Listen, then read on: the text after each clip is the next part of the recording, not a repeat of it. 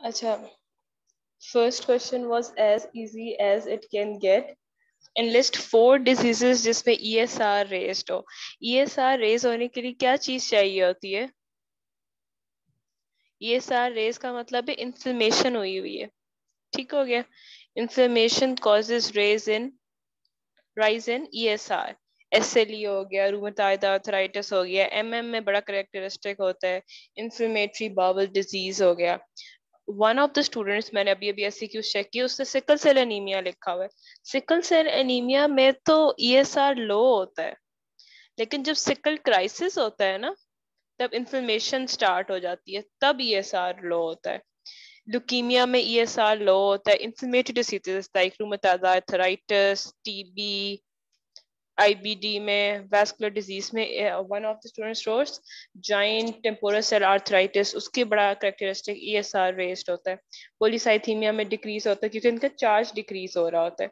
ठीक है, it is concluded that ESR जो होता है सिकल सेल एनीमिया में डिक्रीज होता है। Next question was what is the cause of anaemia in renal disease. सबसे बड़ी कॉज जो थी कि आपकी किडनी जो होती है एरिथ्रोपोइटिन करती है, तो वो एरिथ्रोपोइटिन डिक्रीज हो जाता है। तो erythropoiesis that is red blood cell formation, it decreases. ठीक है, इट डिक्रीजेस। दूसरा, जब किडनी खराब है तो उससे क्या होता है, यूरिया फिल्टर आउट नहीं कर रहा होता, urea and other toxins accumulate होते हैं और बोन मैरो पे जाके अफेक्ट करते हैं, जिससे भी red blood cell production decreases. और जो टॉक्सिन सर्कुलेट कर रहे होते हैं वो रेड ब्लड सेल के सर्वाइवल को भी डिक्रीज कर देते हैं। ऑल्सो पेटलेट फंक्शन खराब हो जाती है यूरिया के इंक्रीज होने की वजह से, जिससे ब्लड लॉस भी हो रहा होता है। जो डेविडसन है उसमें ये कॉजेज लिखी हुई है, डेफिशिएंसी ऑफ एरिथ्रोपोइटिन सीकेडी में, toxic effect of uremia on bone marrow processes, तो उनकी स्टेम सेल्स को डैमेज करती है, जिससे रेड ब्लड सेल प्रोडक्शन ही कम हो जाती है, रेड ब्लड सेल सर्वाइवल कम हो जाती है, again due to urea and toxic circulating kidney is not functioning. उसके बाद पेटलेट फंक्शन और कैपिलरी फ्रेजिलिटी खराब हो जाती है। और सीकेडी का पेशेंट अगर किडनी खराब है तो उसमें वो intake, absorption, utilization of iron is decreased. अब शिलिंग टेस्ट क्यों ऑब्सोलीट है? सम पीपल हैव रिटन क्योंकि it's time consuming and people don't do it anymore. Schilling test था किस चीज का? विटामिन बी 12 का। अब रेडियो लेबल्ड जो विटामिन बी 12 है ना, वो अवेलेबल नहीं है, तो हम क्या करते हैं, नहीं करवाते ये टेस्ट। कूम्स टेस्ट क्या था? It detects auto antibodies on the surface of patient's red cell, as easy as that. Coombs test क्या करते हैं? डिटेक्ट करते हैं ऑटो एंटीबॉडीज जो कि पेशेंट के रेड सेल पे हैं, and I type that answer in group today as well. Indirect क्या करता है कि सिरम में चेक करता है, और डायरेक्ट क्या करता है, सरफेस ऑफ रेड सेल्स पे चेक करता है। अब it says A plastic anaemia में एक्स्ट्रा मेडुलरी हीमोपोएसिस क्यों नहीं हो रही? वो इसलिए नहीं हो रही क्योंकि जो भी वायरस था ए प्लास्टिक में, देयर वाज ईबीबी का वायरस था, parvo virus was causing it. उससे स्टेम सेल डैमेज हो जाते हैं वायरसेस से, रेडिएशन से, और डैमेज स्टेम सेल कोई भी हीमोपोएसिस नहीं कराएंगे। Next they are asking what is acute chest syndrome. ठीक है, it happens in sickle cell anaemia. इसका आंसर ऑलमोस्ट सबने सही लिखा। सिकल सेल एनीमिया में पल्मोनरी कॉम्प्लिकेशन है, और due to embolism of fat. ठीक है, उसे it gives clinical symptoms very similar to pneumonia and it's hard to differentiate. These include pneumonia, thrombosis causing infarction in the chest, or bone marrow embolism due to fat. Why is there splenomegaly in chronic leukemia? क्यों? क्योंकि जो बचपन में हमारे जो sites थी वहां पे स्प्लीन में भी होता था, लिवर में भी होता था। अगर बोन मैरो डिप्रेस होती है तो क्या हो जाता है, हमारी एक्स्ट्रा मेडुलरी साइट रिज्यूम कर लेती है अपना फंक्शन, जो कि हमारे जब हम फीटस में थे तब उनका था। तो एक्स्ट्रा मेडुलरी हीमोपोएसिस स्टार्ट हो जाते हैं, और वो इन्फिल्ट्रेट करते हैं स्प्लीन को विद न्यूट्रोफिल्स, तो इंक्रीज हो जाती है स्प्लीन का साइज। अगर किसी की स्प्लीन छोटी है, हाइपोस्प्लीन है, स्प्लीन मिसिंग है, स्प्लीनेक्टमी हुई हुई है, और उसने हज पे जाना है, तो क्या प्रिकॉशंस लेने? न्यूमोकोकल और जो इसका बेटर आंसर लोगों ने लिखा हुआ है कि एनकैप्सुलेटेड जो वायरसेस होते हैं उनके खिलाफ देना है, which is a better answer than I wrote here कि न्यूमोकोकल मेनिंजियोकोकल ग्रुप की वैक्सीन देनी है, because they are encapsulated virus, हमारी बॉडी डायरेक्टली हमें उससे नहीं बचा सकती। आगे आ जाते हैं scenario based. If I am going too fast, if you are unable to understand any question, मुझे बताओ। 7 का दोबारा बता दें। अच्छा, क्रॉनिक ल्यूकीमिया में स्प्लीन क्यों एनलार्ज हो रही है? क्योंकि बोन मैरो काम नहीं करी। तो अब जो हमारी, जब हम छोटे थे इन फीटस स्टेजेस, तो स्प्लीन भी लिवर भी एक्स्ट्रा मेडुलरी थी। मेडुलरी एक तो बोन मैरो में हो रहा है, उसके अलावा भी जगहें थी जहाँ पे हिमेटोपोइसिस होती थी, लिवर में भी होती थी। अब जब बोन मैरो नहीं काम करी तो वो जो हमारी फीटस स्टेज में थी ना चीजें जो कि ब्लड बनाती थी, वो बनाना शुरू कर देंगी as a compensation, as a survival method. इसीलिए वो बड़ी होगी, क्योंकि अब वो हिमेटोपोइसिस करा रही है।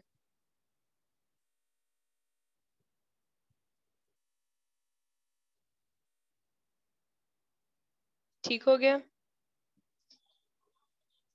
आगे सिनेरियो था, अ 49-year-old man comes in clinic complaining of tiredness over last several months, very non-specific. His past history is significant for hypertension, diabetes भी है, अल्कोहल अब्यूज भी है, सीबीसी में लो हीमोग्लोबिन है। लो हीमोग्लोबिन मींस एनीमिया है उसको। एमसीवी उसका रेस्ड है, मींस मैक्रोसिटिक हो गया। What is the most likely cause of anaemia? इतना सिंपल क्वेश्चन है। People have still written megaloblastic anaemia. I said there are two types of macrocytic anaemia, एक में मेगालो होता है और एक में नॉन मेगालो होता है। तो मेगालो आप कब लिखते हो आंसर में? When do you write megaloblastic anemia?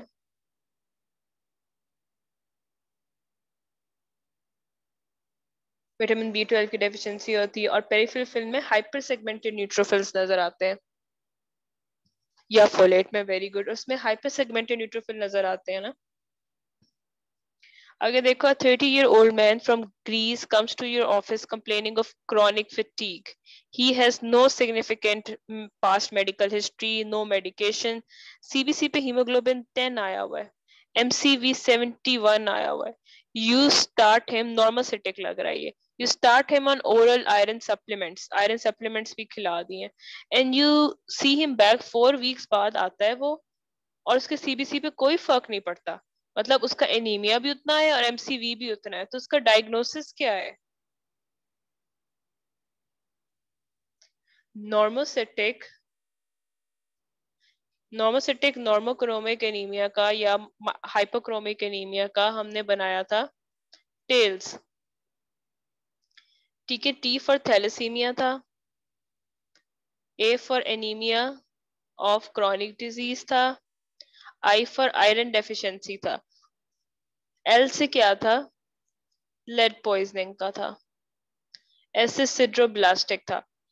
तो अब हुआ ये कि पहली पहले हमने आयरन की उसकी ट्रीटमेंट दी है, लेकिन उसका नहीं ठीक हुआ। अब अगर आयरन से नहीं ठीक हुआ तो इस मोस्ट लाइकली थैलेसीमिया है उसको, बीटा थैलेसीमिया माइनर है। तो उसकी आयरन स्टडीज तो नॉर्मल आएंगी अगर हम करा भी लें, और बहुत सारे स्टूडेंट्स ने लिखा है कि हम आयरन स्टडीज करा लेते हैं, very good, they try to rule की टेल्स की ऑल कॉज है, एक एनीमिया ऑफ क्रॉनिक डिजीज को भी रूल आउट कर ले कि हो सकता है कि he might be having some disease, लेकिन यहाँ पे ना कोई मेडिकेशन की हिस्ट्री है ना कोई ट्रीटमेंट की है। तो अगर सपोज उसको होता है टीबी, उसमें एनीमिया ऑफ क्रॉनिक डिजीज होता है, रूमेटॉइड आर्थराइटिस में होता, none of that is given, but very good, they try to rule it out. तो आयरन स्टडीज कराओगे तो वो नॉर्मल आएंगी। आयरन स्टडीज में हम कौन से 4 टेस्ट कराते थे? लेकिन जब आप हीमोग्लोबिन का इलेक्ट्रोफोरेसिस कराओगे ना, वो उसको पता चल जाएगा उसको थैलेसीमिया माइनर है। आयरन स्टडीज में हम क्या कराते हैं?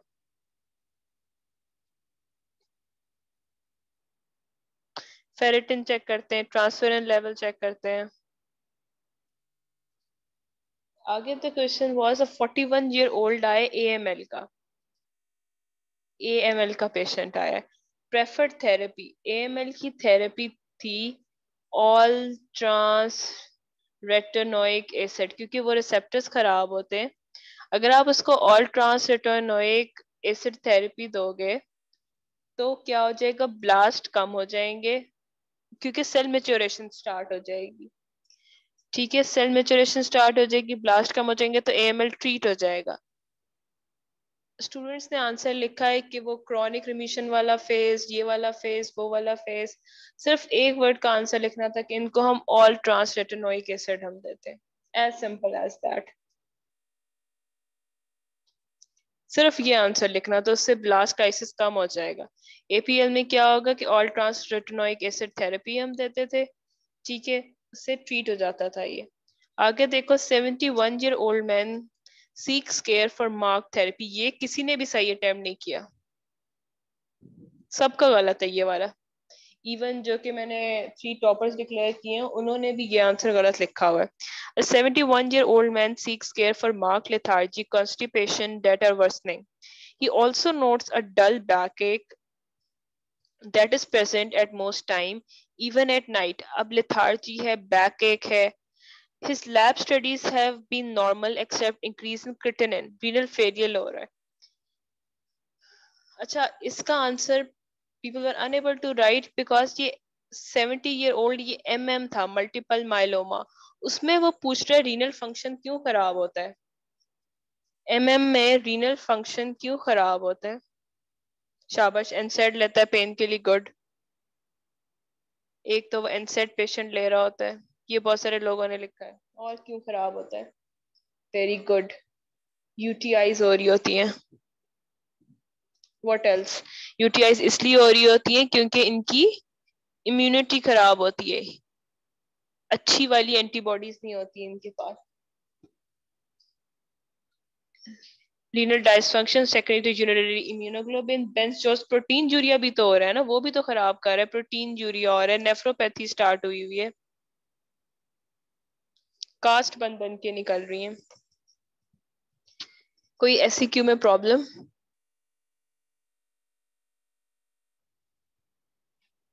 हाइपरकैल्सीमिया से क्या होगा, हाइपरकैल्सीमिया से स्टोन बनेंगे।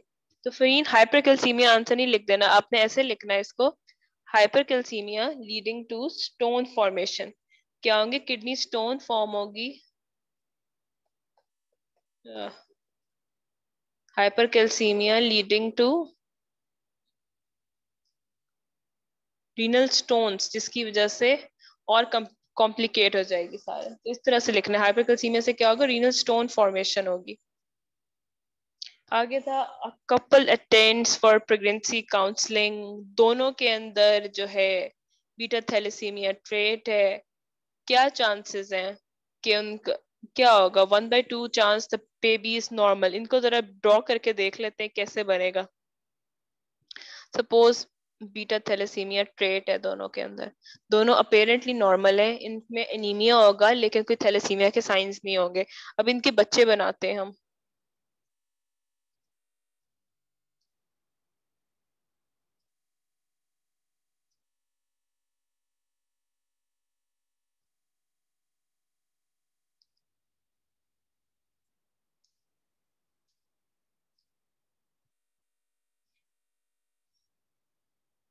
तो एक बिल्कुल नॉर्मल होगा, 1/4 नॉर्मल है, ठीक है। 1/2 या 2/4 इज इक्वल टू 1/2 जो है कैरियर है उनकी तरह, और 1/4 जो है उसको मेजर है थैलेसीमिया। इसमें किसी को कंफ्यूजन? ये हमारे स्टैटिस्टिक्स आएंगे, आफ्टर क्रॉस ये प्रोबेबिलिटी बनेगी।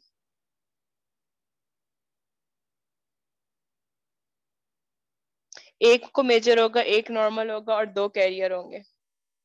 इसमें किसी को प्रॉब्लम, कंफ्यूजन? तो अब देखो, 1/2 chance the baby is normal, no, it was 1/4। 1/4 chance the baby will develop hydrocephalus, beta thalassaemia है, वो अल्फा में होता है। 1/4 chance baby will have beta thalassaemia trait, trait का चांस था 2/4 और 1/2। 1/4 चांस बीटा थैलेसीमिया मेजर, ये ठीक है। आगे देखो, 21-year-old female student presents to her family physician with fatigue, shortness of breath, sore mouth. On examination, she is pale with yellow tinge, palpable spleen हो गई है. ब्लड चेक इन्वेस्टिगेशन में haemoglobin 6.8 आया है, MCV 1118 है, MCH 35 है, WBC count है, platelet count. अब ब्लड फिल्म्स और macrocytosis, macro ovalocyte with hypersegmented neutrophil direct vitamin B12 deficiency है और फोलिक एसिड डेफिशिएंसी है. अगर आपको MCV रेज्ड आता और ये हाइपरसेगमेंटेड न्यूट्रोफिल ना आते तो मतलब था alcohol excess. Clear? Please chat में क्लियर या समथिंग टाइप करो सो दैट आई रियलाइज के समझ आ गई and I can move forward.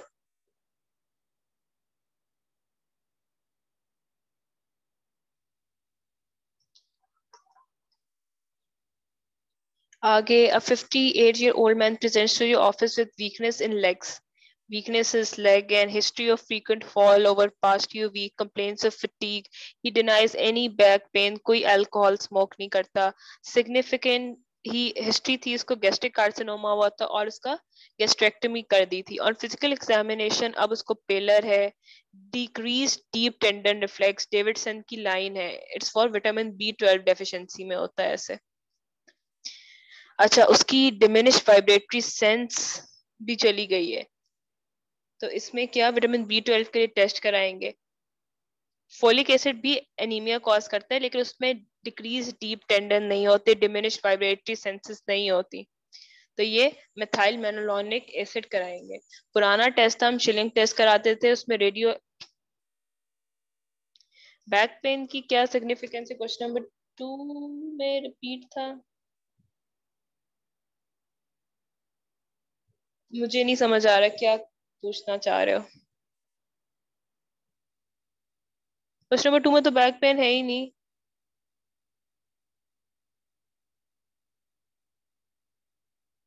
Back pain की विद एनीमिया. नहीं, मुझे नहीं समझ आ रही क्या क्वेश्चन पूछना चाह रहे हो. एनीमिया में बैक पेन्स हो रही हैं? सिंपल वीकनेस है, काम नहीं हो रहा. एनीमिया में अगर बैक पेन हो रहा है, सिंपल वीकनेस है, काम नहीं हो रहा. Non specific. आगे आ जाओ, 35-year-old मैन. पुराने जमाने में क्या होता था, B12 के लिए चिलिंग टेस्ट करते थे, उसमें radio labelled vitamin B12 use होता था. It's now obsolete. अब मिथाइल मेलोनिक एसिड के लेवल्स कराते हैं. A 35-year-old male presents with 6-month history of fatigue, lethargy. इसमें बैक एक भी हो रही होगी इसको. Non specific. वो डिनाई करता है कि उसके स्टूल में ब्लड नहीं आता. recent trauma surgery कुछ नहीं हुआ. He reports that he does not drink, smoke भी नहीं करता, कोई medication नहीं लेता. His family history is non-contributory. He appears well nourished. Vitals जो हैं वो भी normal आ रहे हैं. Laboratory test में hemoglobin 7 आ रही है, ACT 22 आ रही है, MCV 68 आ रही है. तो अब हम क्या करें? What do we do? हम आयरन स्टडीज कराएंगे टू सी टेल्स को लूर आउट करने के लिए.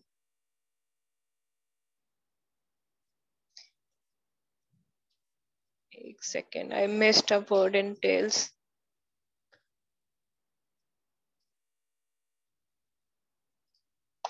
he could be having thalassaemia, anaemia of chronic disease हो सकती है, आयरन डेफिशिएंसी हो सकती है. तो हम सबसे पहले आयरन स्टडीज कराएंगे. अगर आयरन स्टडीज में नहीं कुछ मिलता तो फिर हम हीमोग्लोबिन इलेक्ट्रोफोरेसिस की तरफ जाते हैं. आगे आ जाओ. A 46-year-old man presents to your office with complaint of fatigue for past 2 months. He does not abuse alcohol. Alcohol जब विटामिन B12 जब आप एनीमिया सस्पेक्ट करो तो पूछ लो. His medical history is significant for hypertension, for which he takes metoprolol. He denies melena, hematuria, any other blood loss. ये क्यों जरूरी है? बिकॉज ये सब आयरन डेफिशिएंसी एनीमिया कराते हैं. His family history is non-contributory. He has no symptom.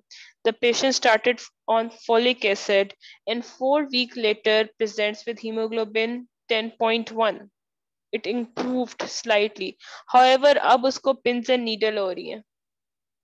Sensation on toes and feet. What?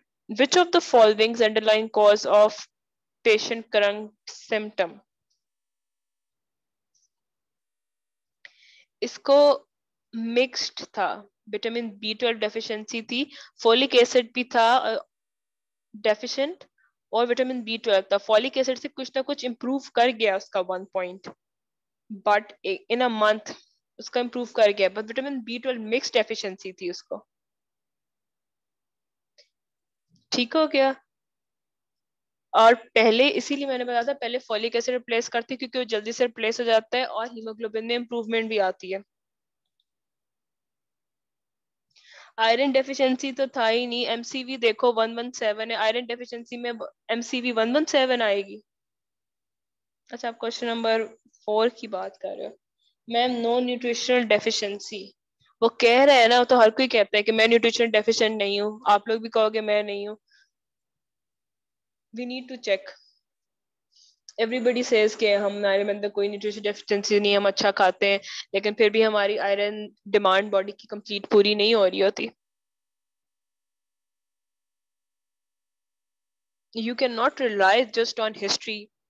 You have to order specific investigation. Serum iron studies वही SCQ में पूछा हुआ है, वही MCQ में पूछा हुआ है. आप सीरम आयरन स्टडी से चलना शुरू करते हो और फिर हीमोग्लोबिन इलेक्ट्रोफोरेसिस पे जाते हो. अच्छा, thalassaemia would present in early life. जो माइनर ट्रेट के होते हैं ना, one of my PGR in haematology, उसको थैलेसीमिया माइनर था और उसके 4 बच्चे थे, और उसने ऐसी मजाक में अपनी पेरिफेरल फिल्म की तो उसको पता चला था कि उसको थैलेसीमिया माइनर है, और उसके हस्बैंड को कुछ भी नहीं था, वो नॉर्मल था. तो कुछ जरूरी नहीं है कि वो प्रेजेंट इन लाइफ अर्ली करे. कुछ भी नहीं होता, कभी कभी कोई सिम्टम नहीं आते एक्सेप्ट एनीमिया के. थैलेसीमिया माइनर में कोई सिम्टम भी नहीं आते एक्सेप्ट एनीमिया के. कुछ भी नहीं होता, बिल्कुल उनकी नॉर्मल लाइफ होती है. थैलेसीमिया मेजर का मसला होता है. ये किसी ने आपको गलत बताया. प्रेजेंट इन लाइफ अर्ली, वो बिल्कुल नॉर्मल होते हैं. उनकी हेल्थ बिल्कुल नॉर्मल होती है, कोई मसला नहीं होता उनको.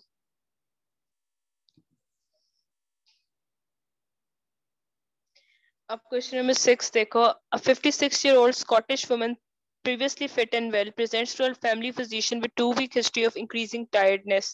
On examination, she is pale, jaundiced. Blood is checked. Investigation hemoglobin 6.8, MCV 109 है, जो कि slightly raised है. WBC count 53, retics, ALP is raised, ALT is raised, bilirubin is raised. ये क्या हो रहा है? हेमोलिसिस हो रहा है. पोलीक्रोमेसिया एंड सफेरोसाइट. अच्छा, अगर जॉन्डिस अपीयरेंस आ रही है तो इंट्रावेस्कुलर हो रहा है, एक्स्ट्रावेस्कुलर हो रहा है?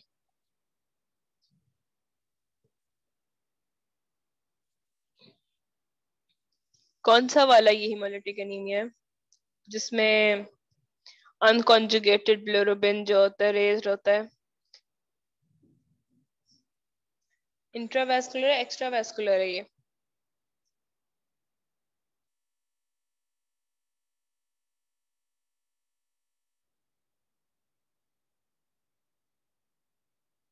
हाँ जी, क्योंकि इंट्रावेस्कुलर वाला तो वो हेमोसिड्रिन के साथ बाइंड करता है ना. ये एक्स्ट्रा वेस्कुलर जिसको सारा कुछ वो ब्रेक डाउन करके बिलिरुबिन में कन्वर्ट कर देते हैं अनकॉन्जुगेटेड. आगे आ जाओ. Which of the following chromosomal abnormalities in ALL carries a favorable prognosis? जो फिलाडेल्फिया होता है ना, उसका बैड प्रोग्नोसिस होता है. अगर हाइपरप्लॉइडी होती है विच इज ऑन 21, जो कि डाउन सिंड्रोम वाला है, इट कैरीज बेटर प्रोग्नोसिस. आगे आ जाओ.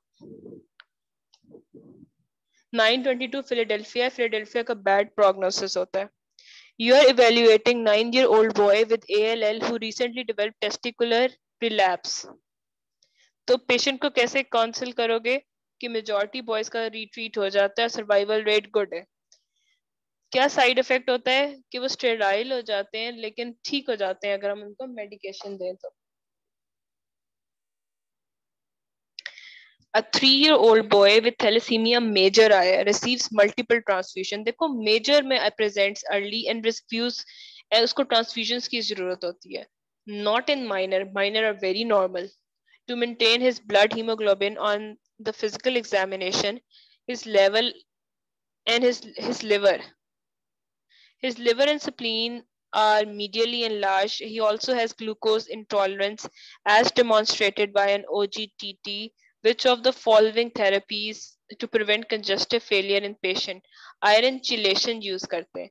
अब जिनको chronic red blood cell transfusions चल रहे होते हैं तो ये क्या करते हैं एक्यूमुलेट कर जाता है आयरन रेटिकुलर एंडोथेलियल सिस्टम्स में organ such as liver heart में फिर वो कार्डियोटॉक्सिसिटी आयरन कॉज करता है कंजेस्टिव कार्डियक फेलियर एरिथमियाज तो जब आपने ट्रांसफ्यूजन स्टार्ट किया है मसलन अगर आपने 3-year-old को ट्रांसफ्यूजन स्टार्ट किया तो उसके 1-2 साल बाद आपको चिलेशन स्टार्ट करनी पड़ी और कहेगी आयरन को रिमूव कराना पड़ेगा ठीक है it will allow the excess iron to be removed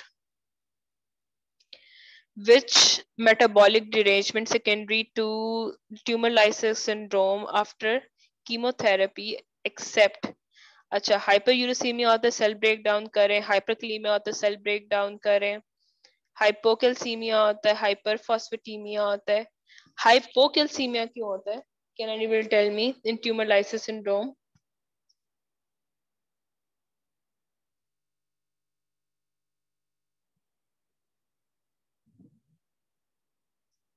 हाइपरनेट्रीमिया तो नहीं होता सेल लाइसिस हो रहा है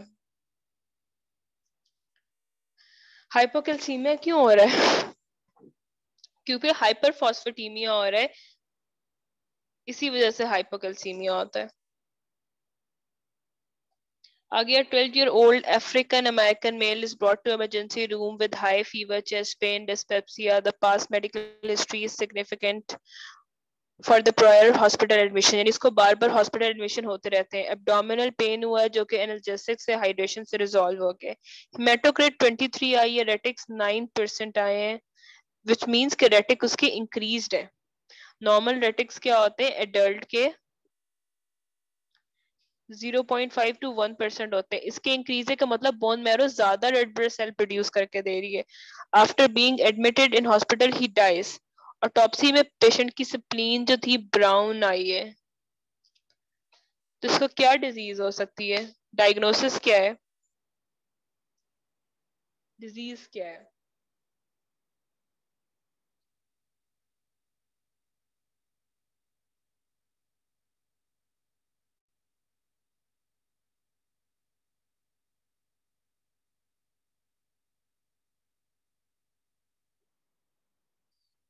what is this disease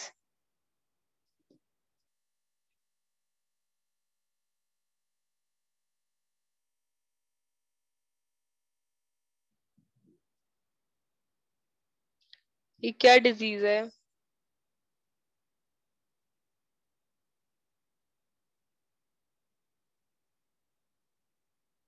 sickle cell anaemia ये और स्प्लीन क्यों ब्राउन हो जाती है और डेड हो जाती है क्योंकि वैसो ओक्लूसिव क्राइसिस हो जाता है ना रिपीटेड इन्फेक्शन होती है ओवर टाइम क्या होती है स्प्लीन श्रिंक कर जाती है डिस्कलर हो जाती है और फाइब्रोटिक हो जाती है अच्छा Hodgkin lymphoma in children has favourable outcomes poor prognostic factors होते हैं जब स्टेज 4 पे आता है बी सिम्टम होते हैं क्योंकि पहले दो तो पहले पहले वाला तो हमारी कीमो से ट्रीट हो जाते हैं बल्कि मीडियस्टाइनल पीईटी स्कैन पे आपके आ जाते हैं एज का उससे कोई ताल्लुक नहीं था हॉजकिन लिम्फोमा के पुअर प्रोग्रेस फैक्टर्स क्या होते हैं जब बल्कि मीडियस्टाइनल डिजीज होती है ट्यूमर स्प्रेड कर रहा होता है बी सिम्टम्स आ रहे होते हैं ठीक है मेल जेंडर हो तो A 13-year-old African American male is brought to you for routine checkup of his mother. A reminder that he often seems as interested in playing with his peers and appeared to run out of break quickly.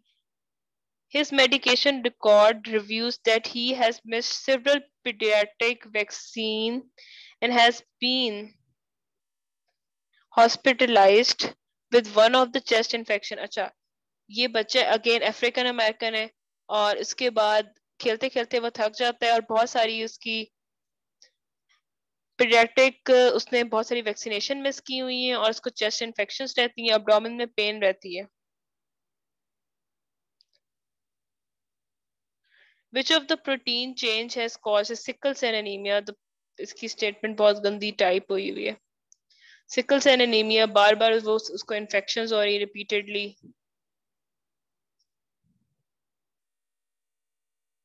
उसमें valine substituted for glutamic acid.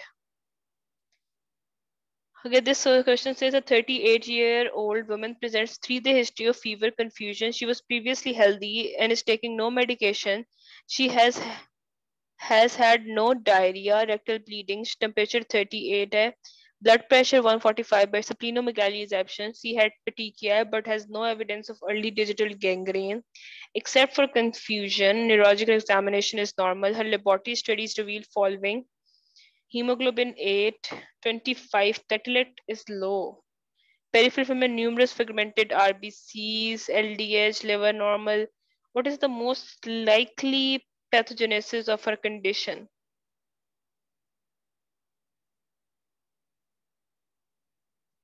Diagnosis क्या है इसका? अच्छा, fever है, confusion है, platelet count low है,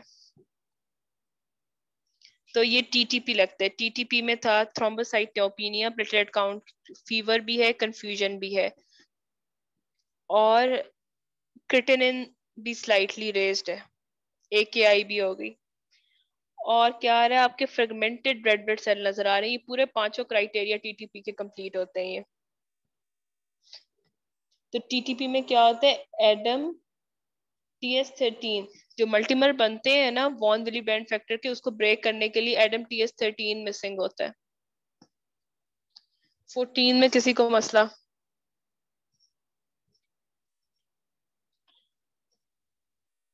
Yes, Adam TS13 deficiency. A 70-year-old intensive care unit patient complains of fever, shaking, chills. The patient develops hypertension, blood culture positive from gram negative bacilli. अच्छा, उसको infection हुई हुई है। The patient begins bleeding, हर जगह से bleeding start हो जाती है, ये DIC है। इन्फेक्शन हुई और फिर जहां से vein puncture site, Foley site, हर जगह से ब्लीडिंग स्टार्ट होगी। देखो उसका TLC काउंट रेज्ड है, प्लेटलेट काउंट 40 पे आ गया है, fragmented red blood cell PT elevated, PTT fibrinogen, plasma fibrinogen decrease हुआ हुआ है। इसका हम डायग्नोस्टिक टेस्ट कौन सा रखते हैं DIC का? जो मैंने कहा था थोड़ा स्पेसिफिक टेस्ट है। इसमें ट्रीट अंडरलाइंग कॉज करेंगे, इन्फेक्शन ट्रीट करेंगे तो ठीक हो जाता था। दूसरा, आप अगर 30,000 से ज्यादा थी तो कुछ नहीं करना था, 30 से कम होती है तो पेटिलेट। DIC का क्या करना है हमने? कैसे करते थे हम? डी डाइमर्स को चेक करते थे। D dimers was a little more specific test for DIC. A 25-year-old woman complains of persistent bleeding for 5 days after dental extraction. She has noticed easy bruisability since childhood. बचपन से तो कोई मसला चल रहा है bleeding. She was given a blood transfusion. अच्छा, एक तो औरत है, देख लो, हीमोफीलिया के चांसेस कम ही है इसमें, लेकिन बचपन से ब्लीडिंग हो रही है। उसके बाद she denies ecchymosis or bleeding into joint. Her father has noticed similar symptoms but has sought no medical care. बाप को भी था, तो इसका मतलब है ऑटोसोमल डोमिनेंट है ये। It's not gender linked. Physical examinations normal, platelet count normal आया है, prothrombin time normal आया है, APTT is mildly prolonged. तो क्या मसला है इसको? और ब्लीडिंग टाइम भी prolonged है। वॉन विली बैंड डिजीज है ना इसको। क्यों? क्योंकि वो फैक्टर 8 का कैरियर है, जिससे उसका APTT प्रोलॉन्ग हो गया। ठीक है, और पेटलेट फंक्शन थोड़ा सा खराब है, जिसकी वजह से BT प्रोलॉन्ग है। तो हम उनको ट्रीट करने के लिए क्या देंगे? डेस्मोप्रेसिन देंगे, जो कि एंडोथेलियल सेल से क्या करवाएगा? वॉन विली बैंड रिलीज करवाएगा।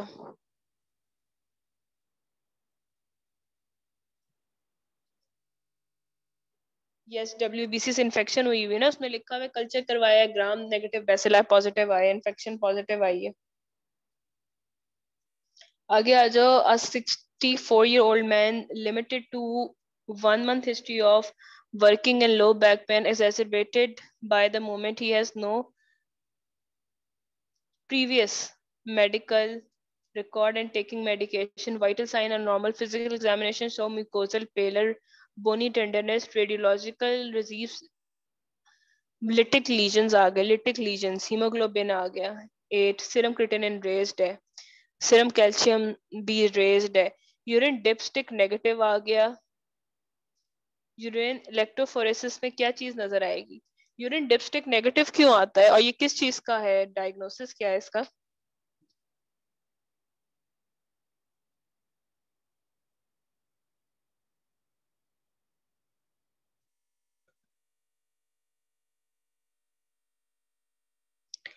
ये एमएम है और यूरिन डिपस्टिक एमएम में क्यों नेगेटिव आता है डिस्पाइट कि उसमें प्रोटीन यूरिया होता है, इसलिए क्योंकि वो एल्ब्यूमिन को मुहैया करता है यूरिन डिपस्टिक, लेकिन हमारे में एल्ब्यूमिन सिक्रीट नहीं हो रहा होता, लेमडा लाइट चेंज हो रही है, बेंच जोस प्रोटीन हो रही हैं, उनको हम यूरिन इलेक्ट्रोफोरेसिस से पता चलेगा हमें।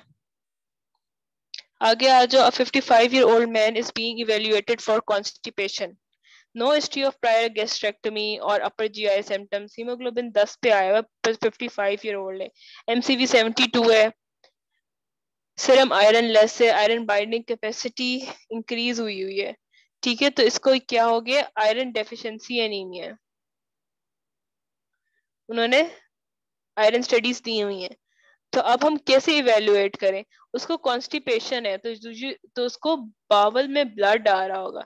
एक और बात थी कि आदमियों में किसी तरह से एनीमिया नहीं होता, आदमियों में एनीमिया नहीं होता, होता है तो आपने उसको कार्सिनोमा बावल ब्लीडिंग के लिए इवेल्युएट करना है, तो आपने क्लोनोस्कोपी करानी है उसकी।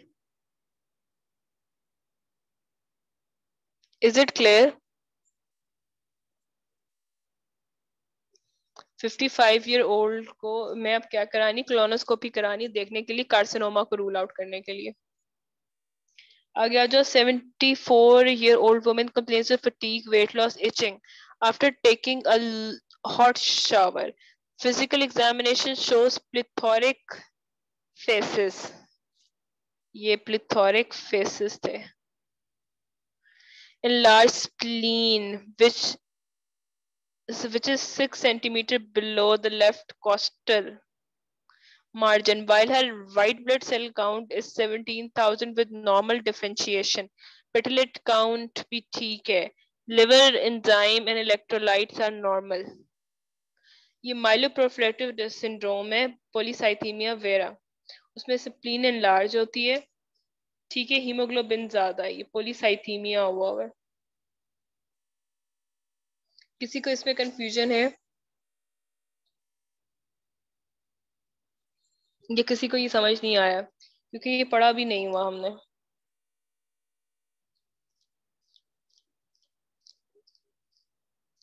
मैं टॉपिक करा देती हूँ पोलीसाइथीमिया का, इसका और पहले भी क्वेश्चन भी आया हुआ है।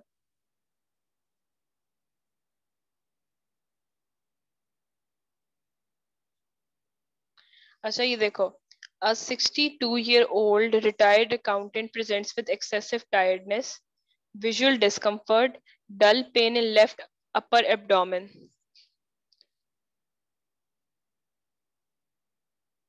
Physical examination reveals plethoric with congested conjunctiva and an 8 centimeter palpable spleen. इसको क्या चीज हो सकती है, इसका ये देखो, पोलीसाइथीमिया होता है ना, तो ये होता है आपका प्लिथोरा, जो कि सारी रेडेड कंजेशन हुई होती है, ठीक है, हेपेटोस्प्लीनोमेगैली हुई होती है इसलिए एब्डोमेन में पेन, और रेड स्किन हुई होती है, रेड स्किन इसलिए हुई हुई होती है क्योंकि हीमोग्लोबिन बहुत ज्यादा इंक्रीज हुई होती है, 18 पे गई हुई होती है। माइलोप्रोलिफरेटिव डिसऑर्डर, आपकी बोन मैरो एक्सेसिवली प्रोलिफरेट कर रही है, monoclonal proliferation of haemopoietic stem cell leading to excessive red blood cell production. कौन सी म्यूटेशन होगी, JAK2 टायरोसिन काइनेज की, इसकी वजह से क्या हाइपर विस्कोसिटी सिम्टम्स आ रहे हैं, रेड ब्लड सेल इतने ज्यादा हो गए कि ब्लड बहुत ज्यादा विस्कस हो गया, हेडेक होता है, डिजीनेस होती है, वीकनेस होती है। उसके बाद क्योंकि ब्लड बहुत ज्यादा हो गया, कोएगुलेशन स्टार्ट हो जाएगी, डीवीटी, स्पॉटल वेट थ्रोम्बोसिस स्टार्ट हो जाएंगे। फेशियल प्रोथोरा होगा क्योंकि सारा रेड चीक्स पे रेड रेडनेस होने लग जाएगी। हेपेटोस्प्लीनोमेगाली होगी, हाइपरटेंशन होगी। इसका क्राइटेरिया है इसको डायग्नोज करने का, हीमोग्लोबिन एलिवेटेड होगी, मेन में ग्रेटर देन 16 होगी, वुमेन में ग्रेटर देन, मेन में 16.5, वुमेन में 16 हो जाएगी। और उसके बाद बोन मैरो बायोप्सी में ट्राइलिनिएज हाइपरसेलुलरिटी आएगी, एथ्रोसाइट प्रिकर्सर ज्यादा बन रहे होंगे, ग्रैनुलोसाइट, मेगाकैरियोसाइट, जैक2 काइनेज की म्यूटेशन होगी। और minor criteria, serum erythropoietin level low, signal नहीं जा रहा एरिथ्रोपोइसिस इंक्रीज करने का। ये इसलिए हो रही है क्योंकि जैक2 म्यूटेशन हो गई है, नॉट बिकॉज कि पॉलीसाइथीमिया हमें और कंडीशन में होती है जब हाइपोक्सिया होता है, जब हम माउंटेन्स पे जाते हैं, कार्बन मोनोऑक्साइड पॉइजनिंग होती है। अब ट्रीटमेंट ऐसे करनी है कि हम ये उसका ब्लड रिमूव कर दें, एस्पिरिन दें क्योंकि डीवीटीज वगैरह हो रही हैं, और हाइड्रोक्सी यूरिया दें। ये क्या करते हैं, मैरो की प्रोलिफरेशन को स्टॉप कराता है। अब फ्लीबोटमी में क्या करना है, हमने 400 to 500 ml उसका ब्लड वेन से रिमूव कर देना है। ठीक है, एवरी 5 to 10 डेज करते हैं अंटिल हिमेटोक्रेट जो है 45 से बिलो आ जाती है। ये फ्लीबोटमी हो रही है। सिंपल जैसे हम ब्लड डोनेशन का काम करते हैं उसी तरह से ब्लड विड्रॉ करना है। ये माइलोप्रोफरेटिव सिंड्रोम है। पॉलीसाइथीमिया वेरा है ये, it comes under myeloproliferative syndrome. DVT कैसे होगी, हाइपर विस्कोसिटी होगी, ब्लड स्टिक अप कर रहा है इसलिए डीवीटी होगी। विस्कस हो गया ब्लड तो इट विल स्टार्ट क्लॉटिंग। अब देखो 45-year-old woman complains of fatigue, itching after taking shower। अच्छा, इचिंग इसमें इसलिए होती है क्योंकि ना इनमें ना हिस्टामीन इंक्रीज हुई होती है। जैसे पानी में शावर लेते हैं उनको खारिश स्टार्ट हो जाती है, सारा रेड रेड हुआ हुआ होता है। प्लिथोरिक फेसेस होंगे इनके, रेड चीक से, स्प्लीन इनलार्ज्ड है, हीमोग्लोबिन 18.7 आया हुआ है, तो ये माइलोप्रोलिफरेटिव सिंड्रोम है। A 30-year-old black man plan a trip to India, is advised to take prophylaxis for malaria. 3 days after beginning of treatment उसको pallor, fatigue, jaundice start हो जाता है। ठीक हो गया, जॉन्डिस स्टार्ट हो गया तो ये हिमोलिटिक एनीमिया स्टार्ट हो जाता है इसको। हिमेटोक्रिट 30 हो जाती है, रेटिक्स इंक्रीज हो जाता है, बोन मैरो सही फंक्शन कर रही है, हिमोलिसिस हो रही है, इसको कंपनसेट करने के लिए बोन मैरो ज्यादा सेल बना रही है। अब ट्रीटमेंट क्या करे, ये जो होते हैं ना ऑल पेशेंट इसके मेल ही होते हैं। और ये क्या चीज हुई है इसको, हीमोलिटिक में नीलिया एनीमिया हुई है, secondary to anti malarial G6PD deficiency है इसको। आगे 43-year-old woman complains of fatigue, night sweating associated with itching for 2 months. On physical examination, there is diffuse non-tender lymphadenopathy, including small supraclavicle, epitrochlear and scalene nodes हैं। CBC chemistry studies include liver enzyme normal, chest x-ray में hilar lymphadenopathy आई है। क्या test करेंगे हम इसमें, ये क्या हो गया, हॉजकिन लिम्फोमा लगता है हमें। तो हम क्या करें, एक्सीजनल बायोप्सी करवा लेंगे, फिर देखेंगे अगर एचएस सेल आते हैं तो उसको हॉजकिन में ट्रीट करेंगे, अगर एचएस सेल नहीं आते तो फिर उसको हम नॉन हॉजकिन की लाइन पे ट्रीट करेंगे। An 18-year-old woman presents for evaluation of non-tender left axillary lymph node. She is asymptomatic, denies weight loss, night sweating. Examination में 3 rubbery firm non-tender lymph node आए हैं एक्जिला में, और फिर biopsy करवाई है तो हॉजकिन लिम्फोमा आया है। जब हॉजकिन लिम्फोमा आ जाता है तो हम स्टेजिंग करते हैं ट्रीटमेंट कराने के लिए। फर्स्ट 2 स्टेजेस में हम कीमो देते थे, सॉरी रेडियो देते थे, फिर 3-4 में दोनों देते हैं, रेडियो एंड कीमो। ठीक है, ये हमने स्टेजिंग करनी होती है, स्टेजिंग के बाद दवाई करनी होती है। अगर आपको हॉजकिन मिल जाता है तो उसका नेक्स्ट स्टेप आप इवैल्यूएट करते हो कि उसका कितना स्प्रेड कर गया है। हॉजकिन लिम्फोमा बोन मैरो को नहीं इन्वॉल्व करता, लिवर बायोप्सी लेटर ऑन करानी होती है। लेप्रोटमी क्यों करनी, ये सार तो नॉन स्पेसिफिक है, तो इसकी सीटी कराओगे आप देखने के लिए कि कहाँ तक लिम्फ नोड फैल गए। A 12-year-old boy prolonged oral bleeding immediately after tooth extraction. Despite several interventions, bleeding persists for hours and stops only after desmopressin. The patient has several dental caries due to excessive juice intake, inconsistent oral hygiene, excessive bleeding होती है dental procedures के बाद. Mechanism of desmopressin क्या होता है? ये तो हो गया वॉन विली बैंड डिजीज और हीमोफीलिया.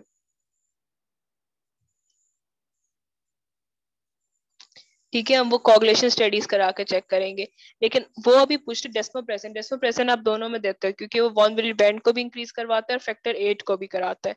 तो वो एंडोथेलियल प्रोटीन से रिलीज कराता है वॉन विली बैंड को. आगे देखो. A 45-year-old man comes to office due to a week of purulent nasal discharge, headache, sore throat, non-productive cough. He has significant past medical history except for episode of infectious mononucleosis जो कि 22 years में हुआ था और अब तक उसको कोई इफेक्ट नहीं होना चाहिए. 45 years होगा, 20 साल और गुजर गए. The patient smokes packs of cigarettes. His temperature is इतना, maxillary sinus tenderness, pharyngeal erythema, tender anterior cervical lymphadenopathy. अच्छा, अब इसकी पी फिल्म देखो. जो डीएलसी होती है ना, उसमें माइलो मेटामाइलोसाइट बहुत कम होते हैं.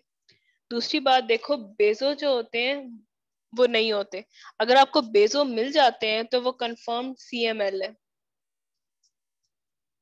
100% सीएमएल है. लिटरली सिनेरियो में कुछ भी दिया हो, जैसे ही आप बेजो देखोगे बेजो मिलते ही नहीं है. बेजो सीएमएल का डायग्नोस्टिक पॉइंट है. बाकी एक्यूट जो होते हैं ल्यूकीमियास, उनमें ग्रेटर देन 20% ब्लास्ट लिखा हुआ आएगा पी फिल्म पे. बर्किट लिम्फोमा का हम डायग्नोसिस ऐसे नहीं बनाते, हम एक्सीजनल बायोप्सी से बनवाते हैं.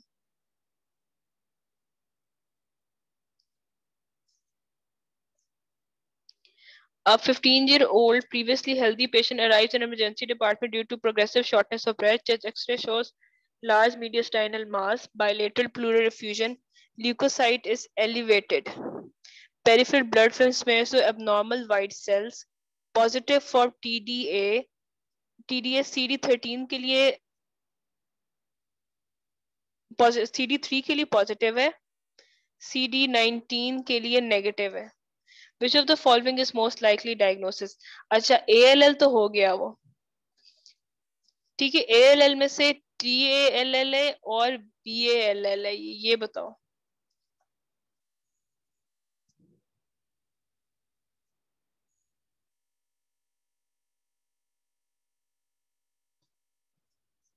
Is it TALL और BALL?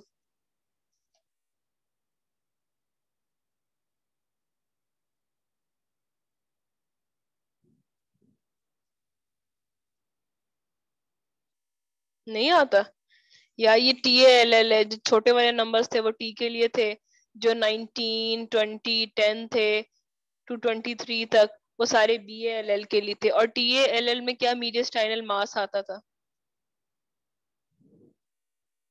It's TALL.